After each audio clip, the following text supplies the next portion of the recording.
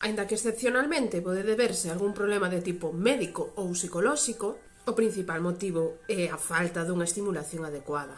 A maioría das mulleres, en torno a un 70 e un 80%, necesita estimular o clítoris de maneira directa para alcanzar o clímax. Esta estimulación pode ser manual, oral ou pola fricción provocada por determinadas posturas, como un misionero ou a vaquera.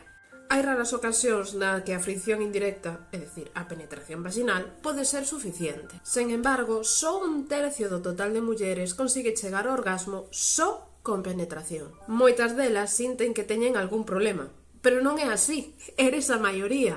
O que ocorre é que, históricamente, e aínda hoxe, a visión do sexo é xerada dende un prisma masculino, onde o máis importante é a penetración. Un consello para el: non teñas prisa en metela e non escatimes en preliminares. E un consello para ela: explórate e comunica as túas preferencias.